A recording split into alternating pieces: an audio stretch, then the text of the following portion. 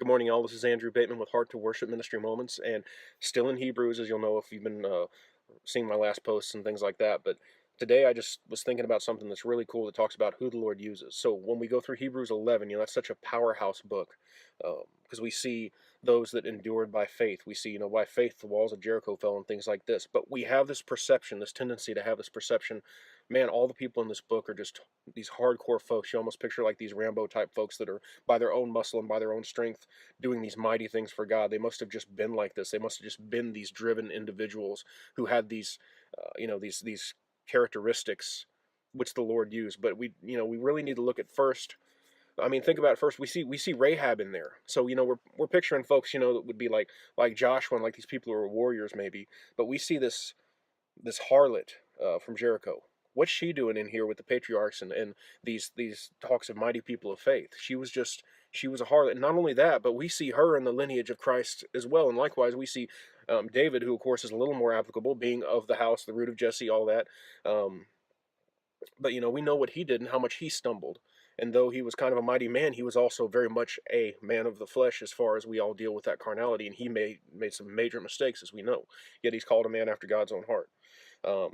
We see Moses. In the Gospels, of course, the people, the unbelieving Jews, are standing on the fact that that Moses' writings are not testifying of Christ, while Christ is saying, if you really understood this, you would know that Moses' writings testify of me.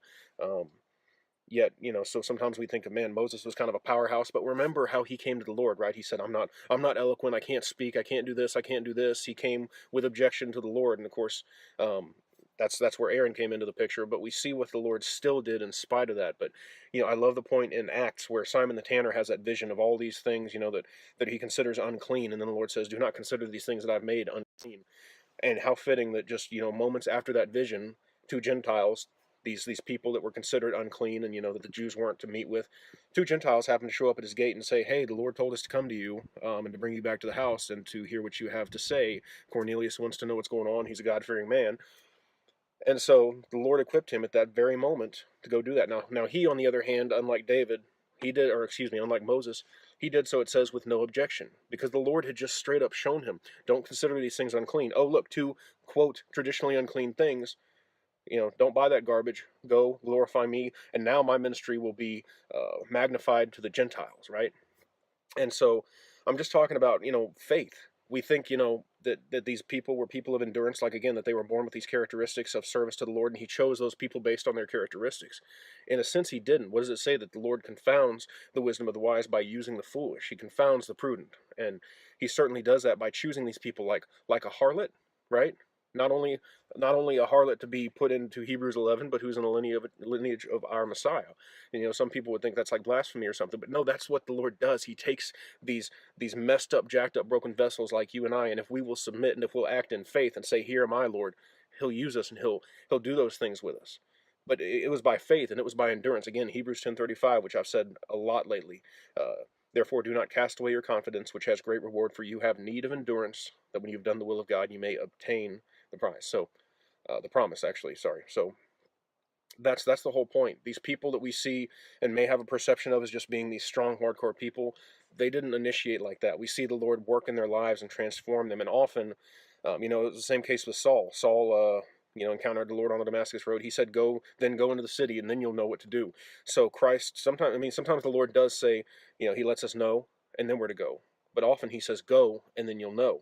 And what is that? That's the exercising of faith. And if we will yield to that, that's when um, that's when we're usable, and that's when we gain these characteristics, and that's when we can be numbered amongst even folks like this in the patriarchs. Now, granted, and Lord willing, we're not going to have to endure things like being sawn in two and being tortured and all this, but our brethren across the world, some of that's very real to them. And so, just as that said, these things haven't ceased. These things didn't cease with Hebrews 11. All this is still, the Lord's order is still the Lord's order. And so the whole point is we endure, and we endure by faith. And it is, we overcome by faith. And who is he who is an overcomer but he who believes that Christ is the Son of God? If we believe that, unto action, unto life change, unto walking in that, then we will be those vessels to be poured out, to be used, to be an offering in this life, knowing the assurances and the promises that he has. It's challenging. It can be difficult. It can be downright scary. but it's completely worth it, and it's once you've tasted of it, you cannot deny it. And so that's just my prayer for y'all. Again, as I always say, we're in one of two categories. Either we need to know the Lord, period, or we need to know Him better. So I'm just praying that we would be growing in faith. We would be growing into. It says, we are therefore surrounded by so great a cloud of witnesses, that we would be walking as they did because they were like Christ. As Paul said, imitate me because I imitate Christ. That's the whole point, being Christ-like. We've been given the mind.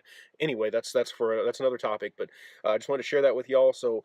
Um, Proper perception, proper context will also show us that we can just as easily be numbered in these great people used by God. It has nothing to do with us or our status or any of this kind of stuff. It has to do with our willingness to be faithful to the Lord. So my prayer is that we will walk forward and that we will exercise that more and more. So I appreciate y'all watching. I will talk to y'all next time. God bless.